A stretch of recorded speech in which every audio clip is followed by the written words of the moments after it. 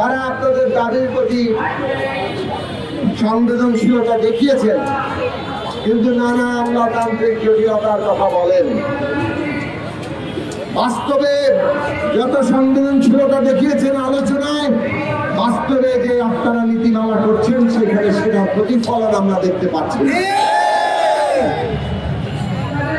আপনারা বলছেন যে এই যে সাময়িক শ্রমিক এইটা বাদ দেওয়া যাবে না।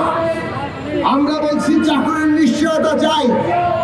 আপনি চাকরির নিশ্চয়তার কোনো বিধান এখনো তৈরি করতে পারেন নাই, আর তার শ্রমিকরা ঘরে বসে থাকবে, শান্তি মতো কাজ করবে, এটা আশা করেন কিভাবে? সে কারণে আমরা বলি আজকে কর্মচারীরা রাস্তায় নামতে চায় না, তারা তাদের কর্মক্ষেত্রে কাজ করতে চায়, তারা অধিকার সহ কাজ করতে চায়। আর সে কারণে আপনারা এমন ভাবে নীতিমালা করেন যাতে তাদের রাস্তায় নামতে না হয়।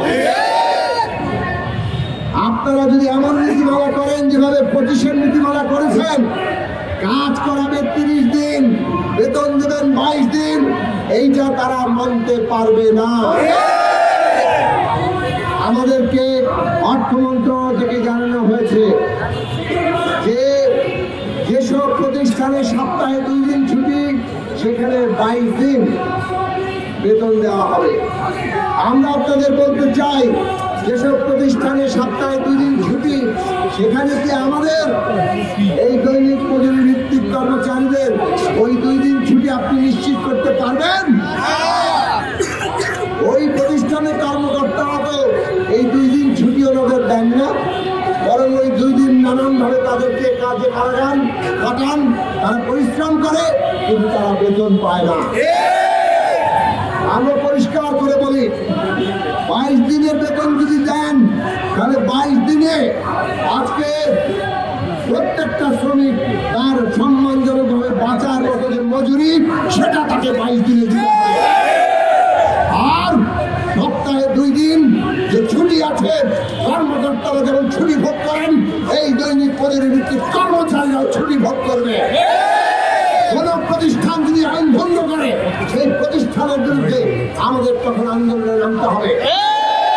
যেসব প্রতিষ্ঠানে 1 দিনের ছুটি, সেখানে 1 দিন 26 দিনের বেতন দিতে হবে, এবং 26 দিনে 30 দিন চলার মতো সম্মানজনক মজুরি দিতে হবে। আর যেসব প্রতিষ্ঠানে 30 দিন কাজ করায়, আমাদের পরিষ্কার ওনারা নাকি আলাদা করে চিঠি দিবেন, প্রত্যেকটি প্রতিষ্ঠানের খোঁজ দেন, যতগুলো প্রতিষ্ঠানে 30 দিন কাজ করায়, সেই সব প্রতিষ্ঠানে আলাদা করে 30 দিনের ক্ষেত্রে 29 দিনের বেতন দিচ্ছে কিনা। না দিলে আমরা